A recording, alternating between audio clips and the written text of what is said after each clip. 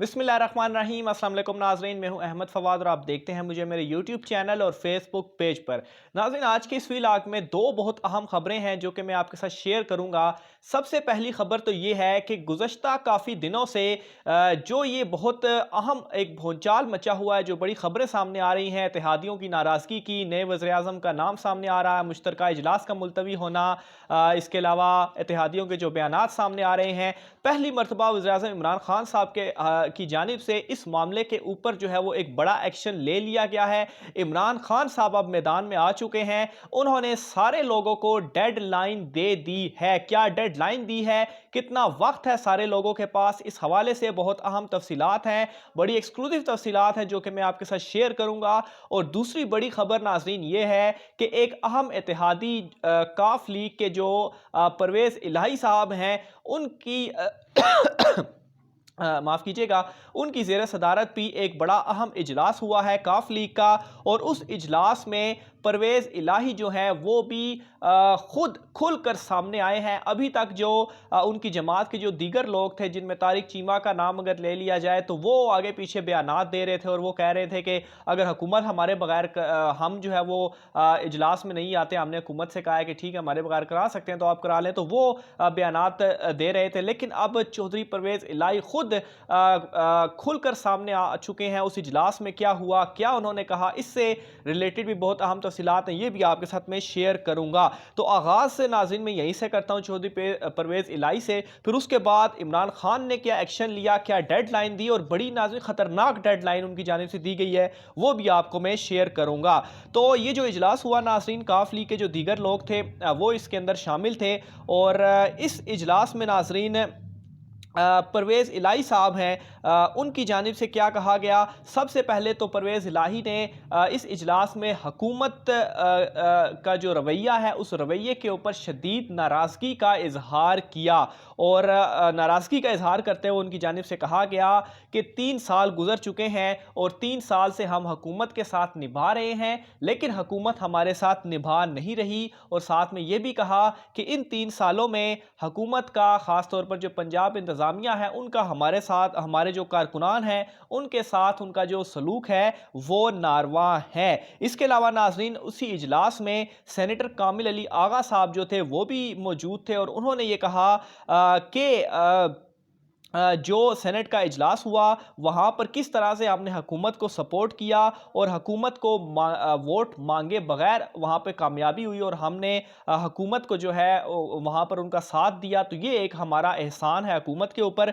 ये जतलाया है उन्होंने उस इजलास में हुकूमत को कि देखें हमने आपके ऊपर एहसान किया। इसके अलावा उन्होंने ये भी कहा कि हुकूमत की जानिब से कोई भी बंदा हमारे पास जो है वो नहीं आ रहा, ना ही सेनेट के इंतखाब में आया वोट मांगने के लिए, लेकिन वहाँ पर भी हमने आपका साथ दिया। और अभी भी जब भी कोई मुश्किल आती है, जिस तरह से अगर आप ये देख लें कि मुश्तरका इजलास बुलाना है, तो अब आप आकर कह देते हैं कि बस आप इजलास में आए, हम बिल पेश कर रहे हैं, इसको वोट दें, लेकिन वैसे आपका कोई बंदा हमारे पास नहीं आता। और जब कोई काम होता है सिर्फ और सिर्फ उस वक्त ही आता है। तो चौधरी परवेज़ इलाही साहब और सेनेटर कामिल अली आगा साहब ये पहली मरतबा खुलकर सामने आया और खुलकर इस तरह से बयान दिया और बाकायदा ऐलान कर दिया है कि हम हुकूमत से नाराज़ हैं और हुकूमत को हमें मनाना पड़ेगा। और ये बहुत बड़ी नाज़रीन ब्रेकिंग है, क्योंकि इतने दिनों से दबे लफ्ज़ों में ही तमाम तर मामलात चल रहे थे, खुलकर कोई उस तरह से सामने नहीं आया था।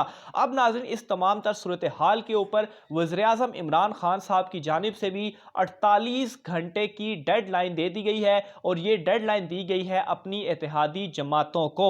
सबसे पहले वज़ीर-ए-आज़म इमरान खान साहब की सदारत में भी बड़ा एक अहम एक मीटिंग जो है वो हुई और उसमें पीटीआई के दीगर जो अहम रहनुमा थे वो भी मौजूद थे। तो पहली चीज़ जो इमरान खान साहब की जानिब से उसमें कही गई वो ये कहा, अपने जो उनकी टीम है उनसे ये कहा गया कि मुश्किल वक्त ज़रूर है इस वक्त, क्योंकि इत्तेहादी भी नाराज़ हो चुके हैं, अपोजिशन भी बड़ी साजिशें कर रही है, लेकिन इस मुश्किल वक्त के अंदर आपने घबराना नहीं है, जो कि एक बड़ा रवायती सा उनका जुमला है। बहरहाल उन्होंने फिर से कहा कि घबराना नहीं है, आपने पुरएतमाद रहना है। और उनकी जानिब से पाकिस्तानी टीम और ऑस्ट्रेलिया का जो मैच था, उस मैच की एग्जांपल देते हुए कहा गया कि देखें पाकिस्तानी टीम पूरे टूर्नामेंट में बड़ी पुरएतमाद थी, लेकिन ऑस्ट्रेलिया के मैच में वो जैसी दबाव में आई तो वो मैच हार गई और नताइज जो थे वो मुख्तलिफ हो गए। और अगर आप भी दबाव में आ जाएंगे और घबराएंगे तो फिर मामलात गड़बड़ होंगे। इसलिए आपने दबाव में नहीं आना और पुरएतमाद रहना है और फाइट करनी है।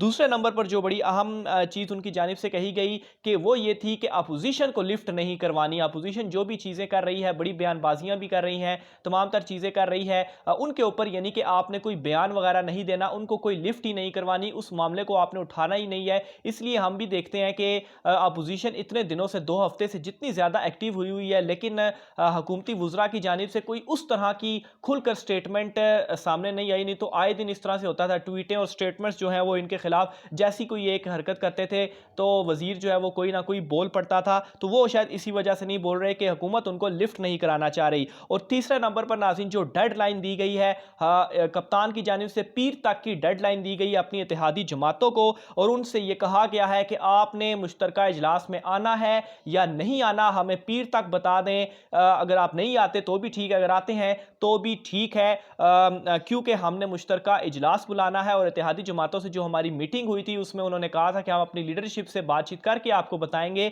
तो इसलिए पीर तक बताया जाए ताकि मुश्तरका इजलास के हवाले से कुछ फैसला किया जा सके। तो ये बड़ा वाज़े हुक्म दे दिया गया है अपनी इत्तेहादी जमातों को कि हमारे साथ आना है तो ठीक है, नहीं आना तो भी ठीक है। फिर दूसरी एक और अहम चीज़ ये कि जो उनके अपने पाकिस्तान तहरीक इंसाफ के कारकुनान हैं उनसे ये कहा गया कि आपने इस्लामाबाद नहीं छोड़ना, क्योंकि मुश्तरका इजलास जो है वो आइंदा आने वाले दिनों में बुलाया जा सकता है, ताकि इजलास जैसा बुलाया जाए तो आप जो है वो इस्लामाबाद में ही हो। इसके अलावा नाज़रीन कप्तान का एक बड़ा अहम खिलाड़ी जुल्फी बुखारी, उनकी एक बड़ी अहम जो है वो स्टेटमेंट भी सामने आई है। उनकी जानिब से भी ये कहा गया है कि अगर ये जिस तरीके से अपोजिशन हमारे खिलाफ एक्टिव हो चुकी है, तो अगर अपोजिशन फ़र्ज़ करें अदम एतमाद लेकर आती है और कप्तान को हटाती भी है, तो आपका क्या ख्याल है कि इस सब चीज़ों के बावजूद क्या कप्तान खामोश रहेगा?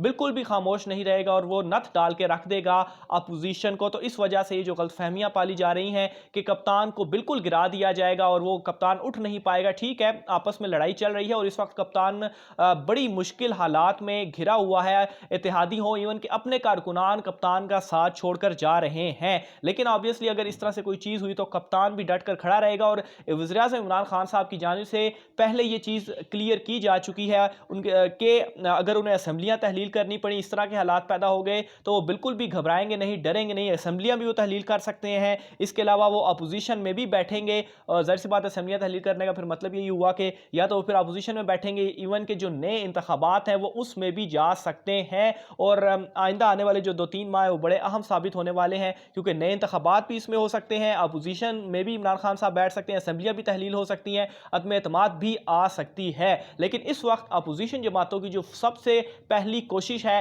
वो यही है कि किसी तरीके से नए इंतखाबात का ऐलान हो जाए, क्योंकि अगर कप्तान को हटा के कोई नया वज़ीर-ए-आज़म लेकर आया जाता है तो उसमें भी मुश्किलात होंगी। और ऑब्वियसली ये सारा माहौल इसीलिए पैदा किया जा रहा है कि एक मुश्किल सूरत हाल पैदा की जाए और किसी तरह से मजबूर किया जाए कि नए इंतखाबात, अर्ली इंतखाबात की जानिब जाया जाए और नए इलेक्शन हों। ये अभी तक की अहम तफसीलात थी। मजीद जो भी तफसीलात आती हैं वो आपके साथ शेयर करते रहेंगे। आज के व्लॉग से मुझे इजाज़त दीजिए। अल्लाह हाफिज़।